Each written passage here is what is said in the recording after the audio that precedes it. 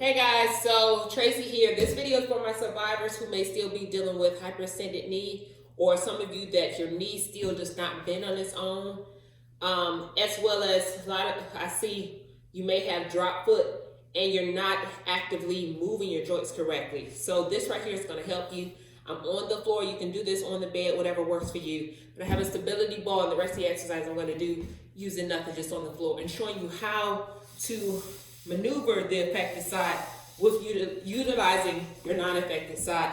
So go ahead and slide back here, lay down. Try to do it at an angle you can see.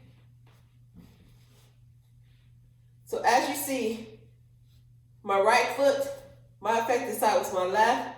So I'm going to stack the left foot, my affected foot, on top of my non-affected.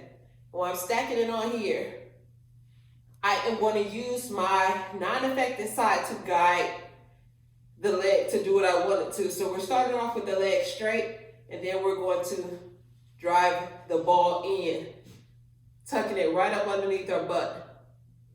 You're going to extend back out, completely straight. We're going to tuck it back in. And I'll turn it a little more sideways so you can see the motion sideways. Bring it all the way up and back out.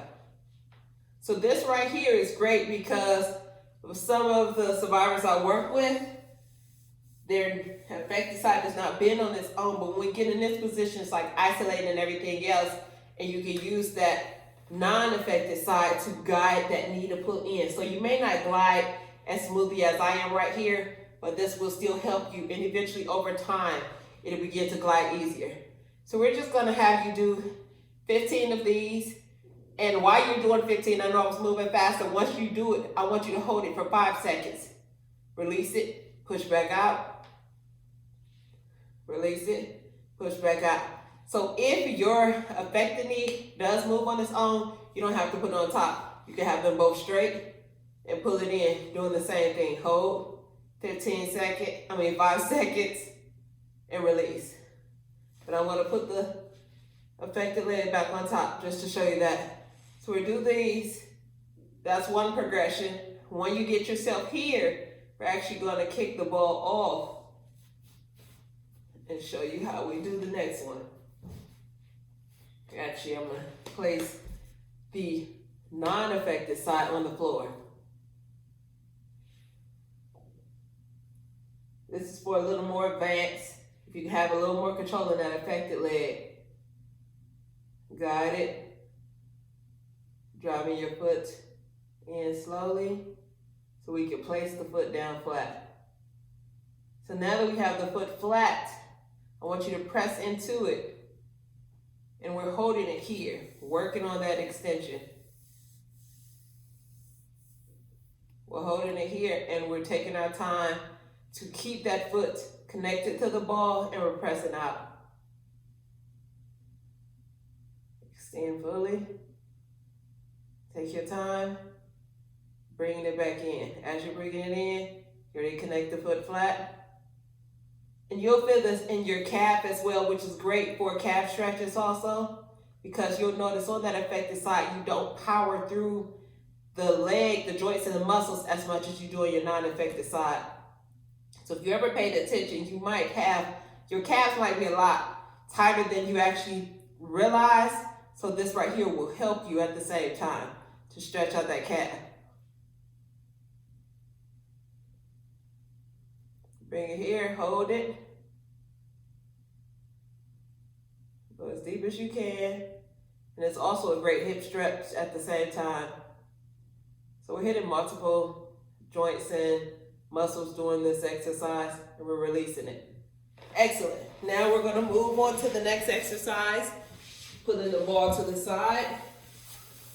So I'm going to have you on your side. This ball on my red clashing.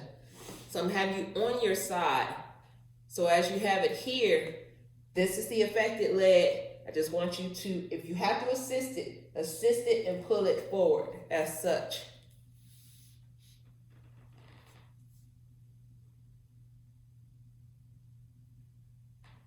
pushing it back down if you need to assist it again.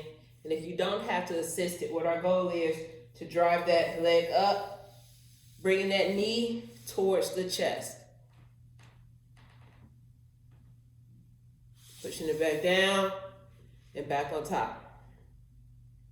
Our goal here again will be 15, bringing it up. And if you're working with still trying to get flexion in that knee, definitely hold it for that 5 seconds and bringing it back down. Back up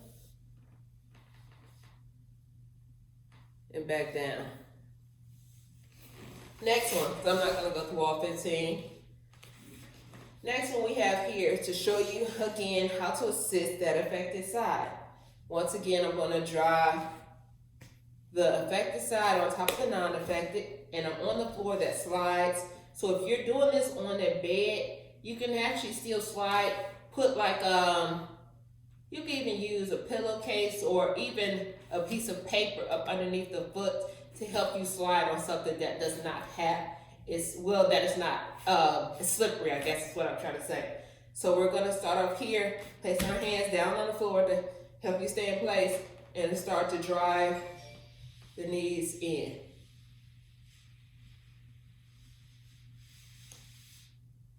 Got it all the way in. If you have to grab the knees to assist it, to pull in, more than welcome to go ahead and assist yourself, pulling all the way in. We're going to hold it. This time we're going to hold it for 10 seconds.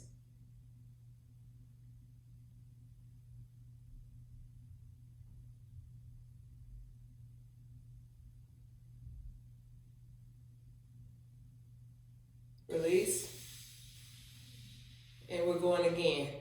15 of these floor slides. You're going to do your 10-second hold and push back out. And again, I'm just moving through, not holding for 10 seconds, but I want you, your goal is 15 of these 10-second holds for the floor slides.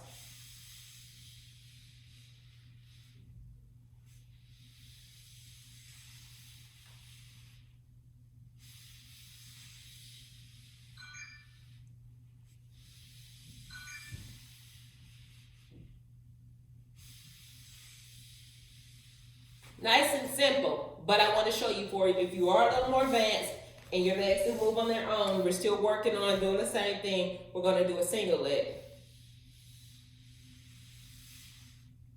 Drive all the way in. Again, assisting it. Put yourself in more, and we're going to hold it for 10 seconds.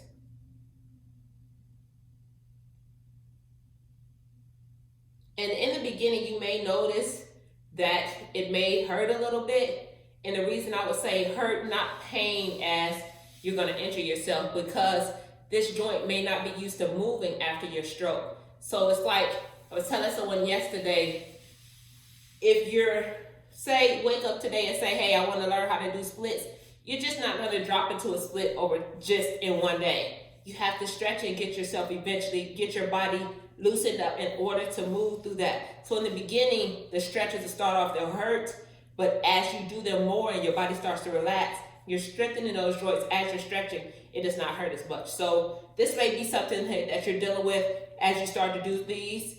You may feel a little pain, or definitely after you've done this, you may recognize that you're sore. So as long as you're not hurting yourself, it's totally fine. That's natural for you to be sore. Oh, I assisted that I ain't supposed to. So, simple exercises for you to try for yourself. Working on hyperextension, strengthening your joints to get flexion in your knees, and just to help with your overall movement. And I always tell people what you're doing on your affected side, you should do it on your non-affected side as well.